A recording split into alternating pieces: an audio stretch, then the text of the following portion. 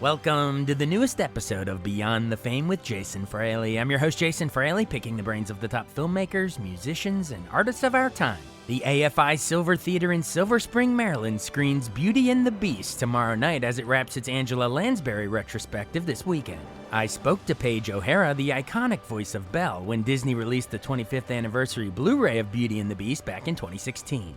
First of all, just before going to the movie, because I have a million things I could ask you about the movie, but how cool is it to have a Blu-ray, and why should our listeners run out and grab this if they, let's say, own the old VHS and the big box or the DVD? Why the Blu-ray? Well, actually, it has so many wonderful bonus features on it. It's worth it just for those. Just check them out, and the one with Alan Menken. Of course, there's a little documentary on my life in there too, but some wonderful stuff with Alan Menken, and it's fantastic. You're going to want it. Definitely. What juicy, fun tidbits are in the little documentary on your life, huh? What might not we know about your life? That I'm a diehard NBA fanatic. Really? What team? Yes, Cleveland. Okay. I've been. Oh, congrats! Thank you. Oh my gosh, I was standing, screaming, crying when LeBron.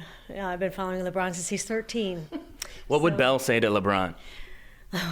Oh man, you know, when I would be tongue-tied then, just like I am right now, I wouldn't know what to say to him. Just that I love him to death. Yeah. So. Well, now in Cleveland, there's something there that wasn't there before. A championship. See? There you go.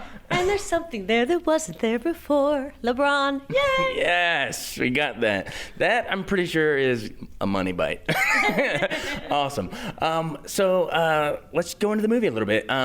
Belle, I mean, it's not every day we get to talk to a Disney princess, but Belle was, I think, like a different sort of princess, almost one of the first like modern princesses. You know, it wasn't sort of, you know, waiting for Prince Charming to save her. Mm-hmm. She was sort of out, you know, thumbing her nose at Gaston and doing her own thing and reading books and, you know, sort of this modern woman. Talk about sort of Belle's legacy in that regard and how she's inspired a new generation of girls in a new way than old Disney princesses. Oh, it's been phenomenal, and you have no idea how many of the little girls that come up and say, finally one that loves to read. I feel like a geek, and now I don't feel like a geek anymore.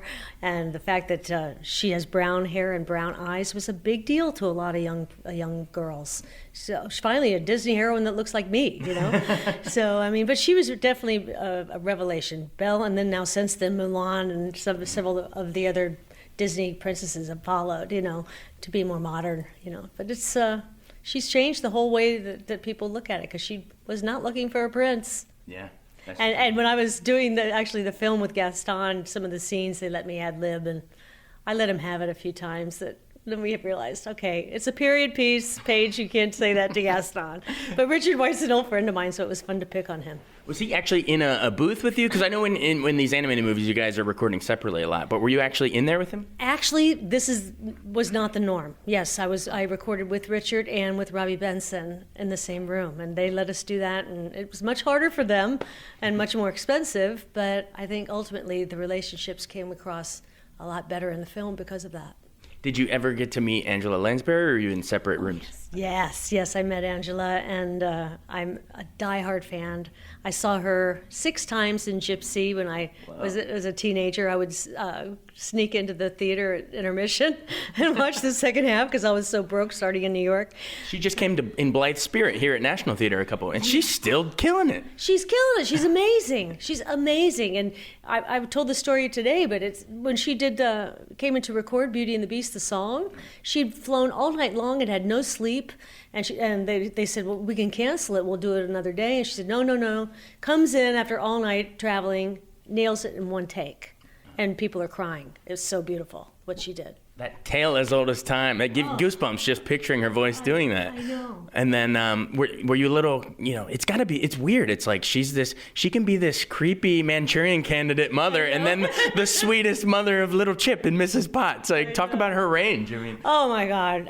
I think she's the quintessential Broadway star, you know, and I have a lot of Broadway stars that I love, but she can play film, she can do stage, and she's magnificent in whatever she does. I mean, she's just a true pro. And she introduced me on the Oscars. I was so excited. Oh, that's so cool. Oh, that's so cool. Well, speaking of the Oscars, I mean, Beauty and the Beast was nominated for Best Picture back when there was only 5 nominees back then. And, you know, nowadays I know they've expanded it, so we've had Up and a couple, you know, it's like 10 nominees or something, right. So it gets in there. But back then there wasn't even an animated Oscar. I think they invented that for Shrek years later. So, I mean, talk about sort of the, you know, the historical arc of cinema even, that, you know, Beauty and the Beast is going to forever hold the spot where it is the only Best Picture nominee in a 5 category. I mean, you know, that's pretty special. Well, what you just said is absolutely true, and in that category, it's, you know, it'll be the one of a kind forever. And it did win the Golden Globe, by the way, for Best Picture. But it was because they do comedy, musical, and drama. They separated out, right? They did. And then the other family film won the Oscar, Silence of the Lambs. What was it like because that thing swept. That won everything that year at the Oscars. But what was it like sitting in the audience and saying, all right, we'll give it to Jodie Foster and Anthony Hopkins. But how does your Beast compare to his Hannibal Beast? Oh, I know. His Hannibal Beast is pretty frightening, but my Beast is much more lovable. Yeah. Yes. I don't think Be Our Guest has the fava beans and the Chianti. You know, it's try the gray stuff. Try the gray stuff. I still don't know what that is. We don't know gray stuff. What? After all these years, I keep getting different answers. But it's delicious. What do you think it is? What's gray and delicious? I don't know. Grey Poupon. I guess so. Well, talking about, you know, the songs and everything, I think Beauty and the Beast was, I mean, there had been obviously songs in Disney movies before, but I feel like this one was one of the most like a musical, like, you know, right from the opening scene, bonjour, bonjour, and it's almost like instead of songs just breaking up the scenes, it was almost like you're telling the action and the story in the song. There goes the baker with the tray, like, oh, you're describing the action with the song. Exactly. And when they first wrote it, it's 7 minutes long, and Howard Ashman said to Alan Menken, "We cannot submit this for Disney. They're not going to take this song. It's 7 minutes, you know." And Alan talked him into it, and they loved it. You know, but it is like the old-fashioned musical, and they wrote the whole film that way, and that's why they look for Broadway actors to play all the leads, and we all ended up being Broadway actors. We are, you know, even Robbie Benson, people forget, he was a Broadway star when he was 14. So, yeah. Yeah, I mean, I think it's one of, when the American Film Institute did their best musicals, Beauty and the Beast, I think was the only animated one in there. So, I mean, that's pretty good company. Do you have a favorite musical? Oh boy, that's a hard question. I have a lot of favorites. I love Gypsy. I think it's the most perfect written musical ever done. But I also am very partial to Mame. And Jerry Herman is a dear friend of mine, and I love Mame a lot too. You mentioned that you were on Broadway stars. Remind some of our listeners that maybe discovered you as Belle first, what you had done, you know, stage-wise before. Well, I did Ellie Mae Chipley in Showboat with Donald O'Connor on Broadway in 1982, and I played Ado Annie in Oklahoma, which was the national tour. I did Fantine on Broadway as in Les Mis. Yeah. Edwin Drood I played for a long time. Betty Buckley originated it, and I ended up being the understudy to Donna Murphy, and then I went on the national tour with that. And then I did a lot of the Carnegie Hall revivals of the early Jerome Kern, turn of the century musicals. Oh Boy, Oh Lady Lady, Jerome Kern, man, it doesn't get any better than that. You can't top And when we did those at Carnegie Hall, there were no mics. It was fill the hell, you know, fill it. Catch some of us up on what you've been up to after. It's been a long time since Beauty and the Beast. What are some of your highlights since? Oh, you know, it's actually right now I'm painting for Disney. They hired me as an artist for, I'm one of the Disney Fine Artists, so I'm doing oil paintings of Beauty and the Beast. So now I've gone from doing the voice to painting her, which is really fun. And I'm loving it, and I'm selling really well. And I did spend a lot of years there with taking care of my parents after the movie came out, and they both passed away. And my artwork, and I did 9 years of Menopause, the musical. Yes, at the Luxor, the Hilton, Harrah's, and I finally, a little over a year ago, said I need to stop. Just need to stop and have a life and get to the gym. Now, did you get into painting at a young age? You know, when you were a kid, or how did you start? I was 3 years old when I started painting, and my stepfather was an architect, and he kind of encouraged it a little bit. And then I realized when I was taking acting class at 4, 5, 6, 7, 8, my teacher was kind of rough on me. And where is this? Where'd you grow up? Where were you? In Fort Lauderdale. Okay. It's in Fort Lauderdale. Okay. And so I would paint watercolors for Miss Yowie, my acting teacher. And she was a lot nicer to me. She loved my watercolors. And then when I went to New York, I would paint at night and sell my paintings on the street. So. Wow. I moved to New York at 17. Wow, Yeah. that's awesome. And so having that painting background and now doing it since painting oil paintings of Beauty and the Beast, does it help you appreciate just how amazing that animation is? And even, even speak to that as well as sort of, I want to say the directing, but, it's different because it's, animated. But there's moments like a crane shot down from the chandelier during the Beauty and the Beast title song. There's stuff that you don't find in most hand-drawn stuff. So just talk about sort of how gorgeous. And a lot of people don't realize the film was 4 years in the making. And it would take an animator an entire week to draw 20 seconds of film. So, they took their time. This is like the last hand-drawn movie, We had the computer generation for the ballroom scene that was just being invented. But it took a long, long time. And I think that's also what's so great about this movie is that the characters, because they were hand-drawn, they're so realistic, And they're actors with their pens and their paintbrushes, Belle is Marquand and James Baxter as much as she is me. Yeah. Obviously, there's been a lot of great Pixar computer animated stuff. Like, I love Toy Story and Nemo and all that. But there's something cool about that hand-drawn animation, that cell animation. Do you sort of pine for those days, or wish it would come back more? It almost gives the characters a little more of a soul, if you ask me.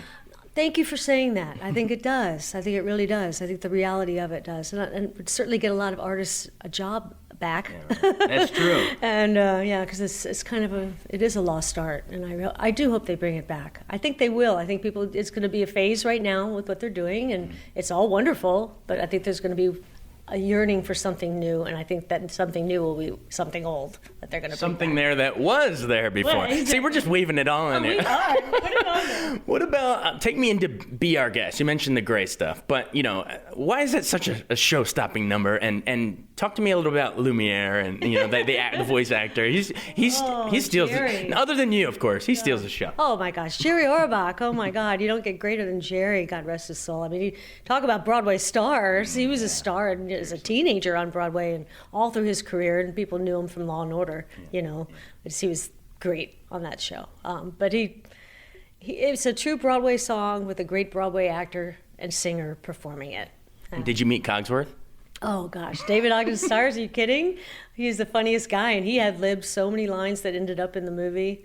The flowers, chocolates, promises you don't intend to keep. He did all those. I'm amazed you remember it so closely. Yeah, and I don't know why I'm surprised, but your voice sounds exactly like Belle. It hasn't changed a bit. So thank you for saying that. I appreciate that. It really is my voice. And Howard Ashman really. He was the one that said, no, we're not going to change her at all. Yeah. She's got a womanly quality, but I don't know if you know this, Belle was the oldest of all the Disney princesses. Really? Yeah. Do they actually state an age in the movie? They don't say it. They don't say it, but they all had the same idea that she was like 22 years old. Okay. And most of them and the other movies are all teenagers. I saw the Jean Cocteau movie back in the 40s, and so did you ever see that one or any of the previous? Oh, of course, okay. Of course I did. And that's, like the teardrops turn into diamonds. I know, it's really strange, and that's part of the reason why it took so long to get this made, because they were trying to come up with ideas other than just going to dinner every night. It's like, so it was. So Walt kept passing on it, but I think that Walt Disney is looking down, smiling on this one.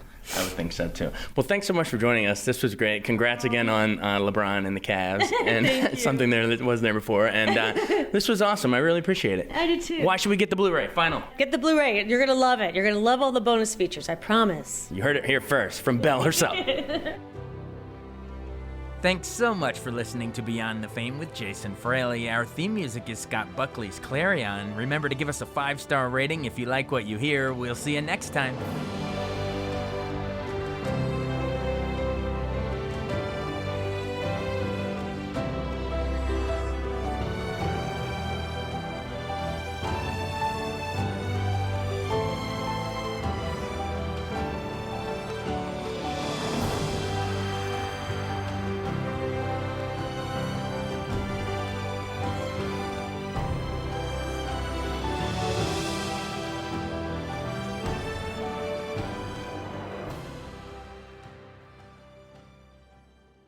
I wanted to take a second to tell you about an app I really enjoy. Living in the DC area is great, and Podcast DC gathers all of the local shows that I like all in one local app. Health, sports, local news, politics, and so much more. Podcast DC is the new local app with hundreds of DC area podcasts to choose from. I can earn exciting rewards just for listening and share the podcasts I love instantly. Available in the App Store or in Google Play, listen local with Podcast DC.